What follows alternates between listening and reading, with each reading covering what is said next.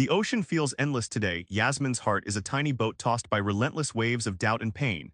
She stares out over the roaring sea, wondering how so many storms seem destined to drag her down. But what if the ocean isn't meant to drown you? What if sinking is just the start of something deeper?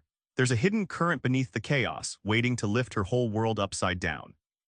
Before reclaiming your heart, you need to understand why it drifts and sinks. What pulls it under isn't just pain, but patterns you don't see, invisible traps set by belief and habit. Yasmin recounts a moment when someone she trusted, a close friend, suddenly turned cold and silent. That silence became a heavy fog she couldn't cut through, dragging her spirit down. It felt like betrayal, but also confusion. Why did this hurt latch on so deeply? That moment isn't just a personal story, it's a wake-up call for every heart caught in cycles of disappointment.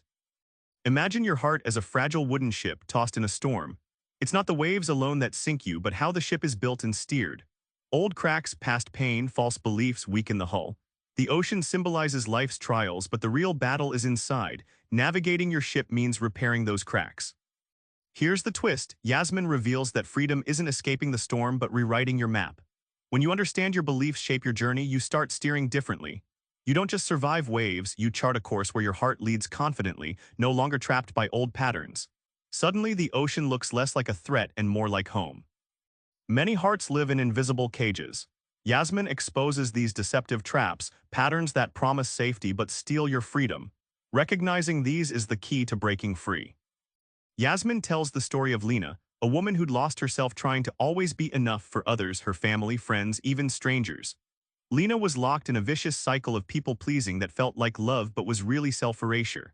The bigger the sacrifice, the more trapped she felt.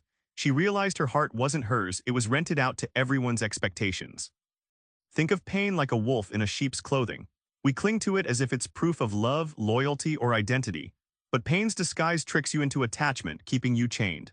Yasmin explains this emotional masquerade with sharp clarity. What feels like devotion might actually be a slow poison, holding your heart hostage to fear and habit. The breakthrough comes when you realize your heart isn't owned by any hurt person or expectation, it belongs to something bigger. Yasmin introduces the idea of divine ownership. Your heart is on loan, sacred, and resilient. Once you accept this, the cages begin to crumble. That revelation transforms your every relationship and your self-worth, freeing you to truly live. What happens when your heart wakes up from drowning? Yasmin offers a powerful roadmap, a return to a freer, wiser, more peaceful self. Yasmin recalls a moment when she stopped chasing normal happiness and faced her wounds with honesty. Instead of running, she sat with her pain and broke the cycle of bitterness and despair. That brave pause was a gateway to healing, proving that sometimes you need to sink before you can rise. She describes that rare, magical moment when everything stops, when grief or confusion suddenly loosens its grip and the world rearranges itself into clarity. It's like a lighthouse piercing through fog, guiding lost sailors home. This awakening isn't random. It happens when you choose to look inward with courage, breaking stale habits. Finally, Yasmin challenges us to live in the ocean, the chaos and beauty of life, without letting it own our hearts. This means cultivating resilience, grace, and a heart tethered to what truly matters, not to fleeting storms. When you reclaim your heart like this, you don't just survive life, you dance with it. Back to that tiny boat on the ocean, remember how it seemed lost, tossed by waves beyond control. But now you know those waves don't own it. Your heart can weather storms by changing the way it sails. Try this, the next time pain hits, ask, what map am I using? Start steering with awareness.